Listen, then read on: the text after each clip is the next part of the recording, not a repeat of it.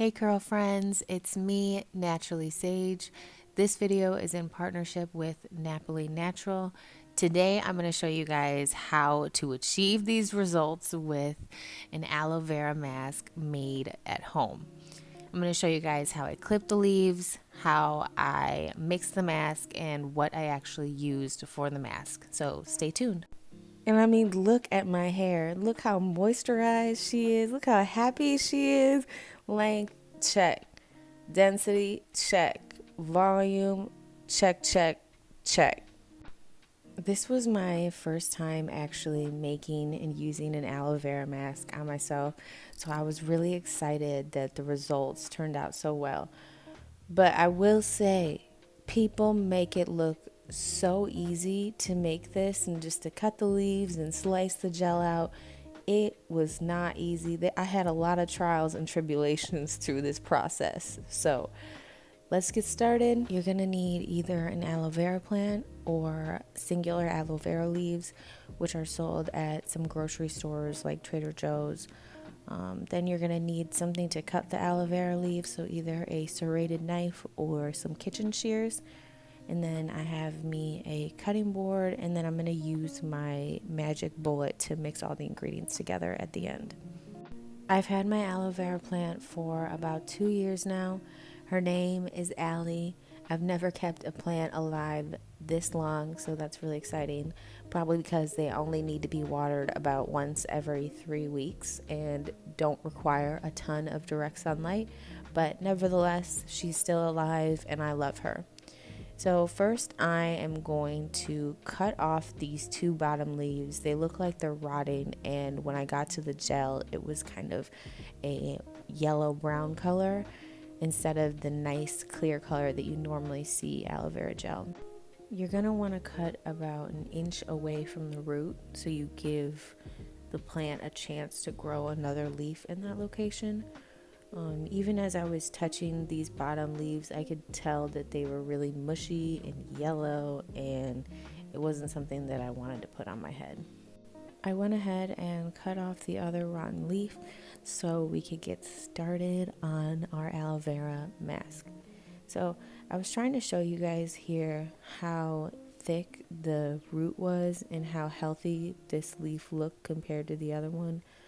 Y'all, this plant was only $12 and takes minimal effort to keep alive, and I was able to get 2 hair masks and 2 face masks out of this thing. So I think it's definitely worth it to invest in an aloe vera plant. I'm gonna speed it up here so we can get to the fun part.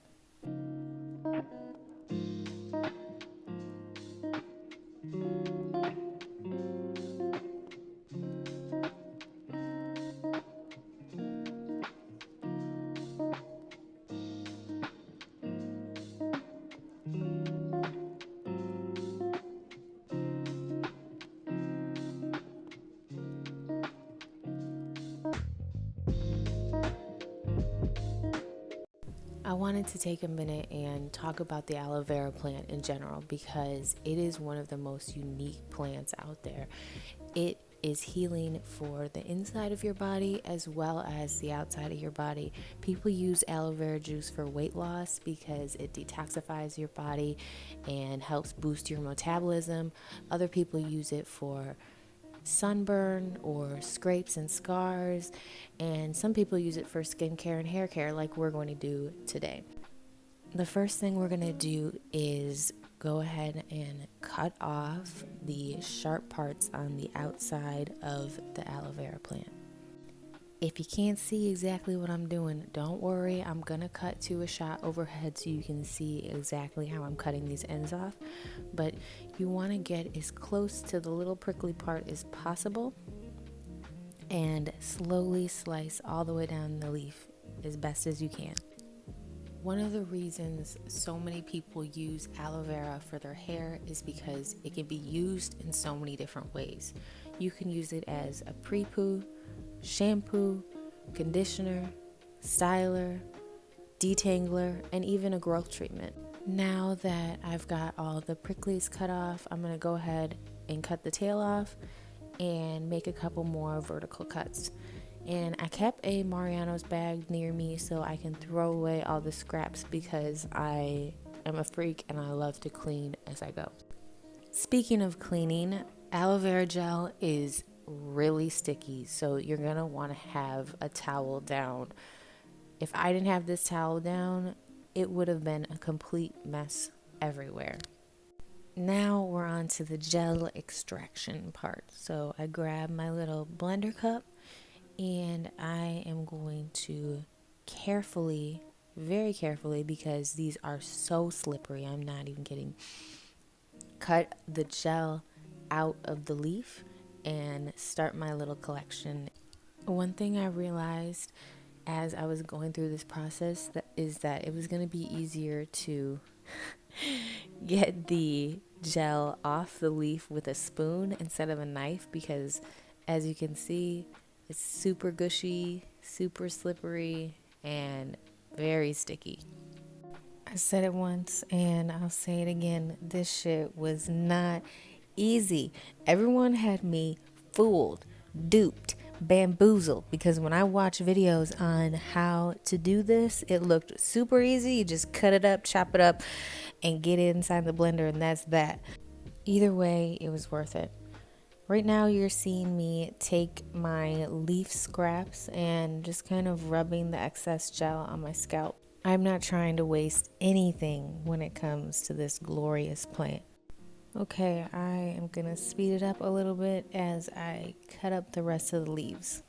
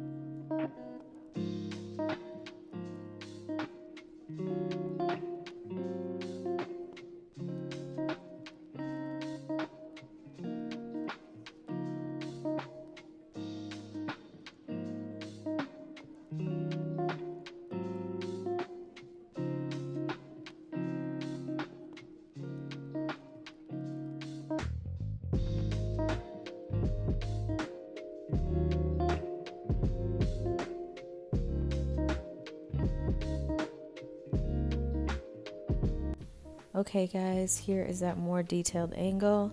I'm going to start by cutting off the little pricklies on each side of my leaf. Shout out to my cameraman. He is holding my iPad very steady above me right now because I don't have any other tripod to hold my phone. So thanks, boo. We're going to stay consistent with our process. Make some of those vertical cuts after we cut the tail off, and then I'm going to move on to kind of skinning the leaf, rubbing some of those extra pieces on my scalp, and then taking the gel and putting it into my blender cup.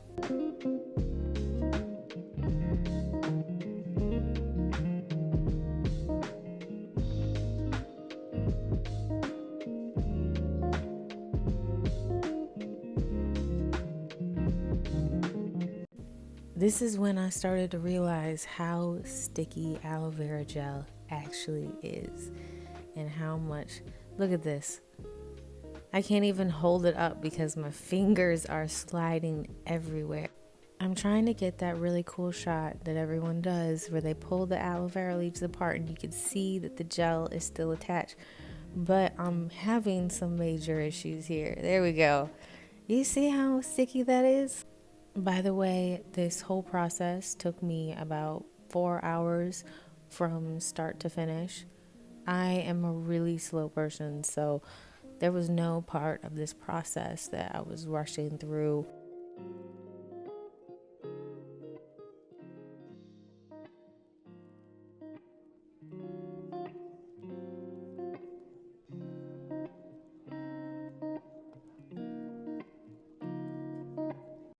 Okay, y'all, we're on to the mixing.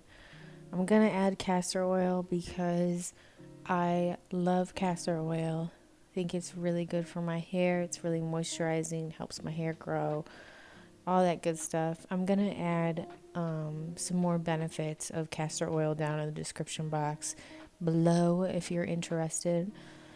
Just gonna get everything in my magic bullet and blend just for a couple seconds until the two ingredients are merged together.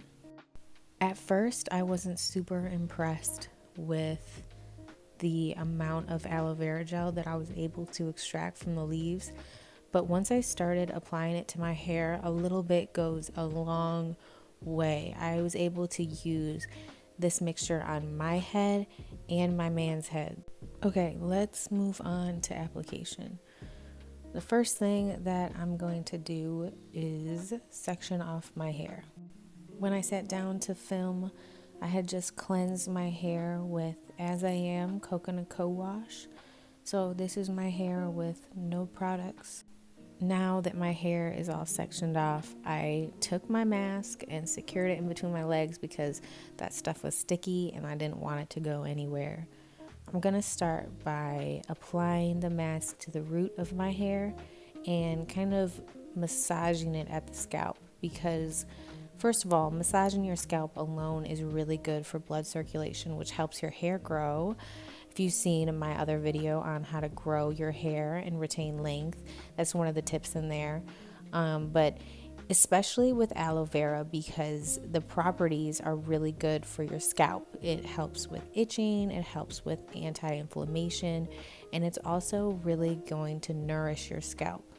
Before going crazy and applying this to your whole head or to your whole face, I would take a patch of skin and just a little section of hair so you can test and see how your body reacts to it. Just like with any other product, you want to be careful because even though aloe vera is a natural plant and a lot of people use it and a lot of people have great benefits from it, we're not all the same. So you just want to make sure that you react well with the product. I'm being very thorough here because it took me a long time to extract all this gel from this plant. So I'll be damned if I don't take my time and make sure that every strand of hair is treated. I noticed when I was applying the mask that it was making my hair so soft that it was helping me also detangle it at the same time, which is amazing. Because usually I use a Denman brush, but today I decided just to use my fingers so I could do a light detangle and avoid any breakage if possible. I ended up keeping the mask on for about 45 minutes before rinsing out with cold water. If you are natural, you should always be rinsing with cold water so you can close the cuticle and keep all the moisture locked in your hair.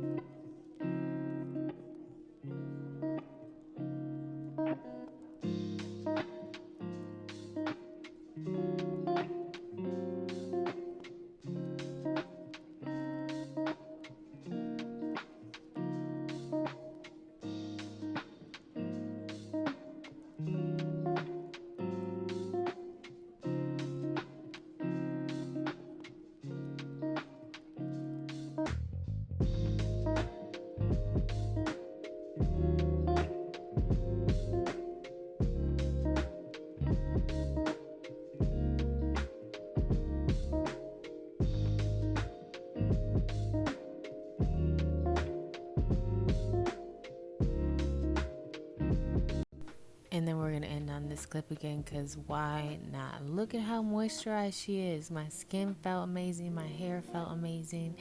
I didn't do anything with my hair after this for like 5 days and it stayed detangled and super soft.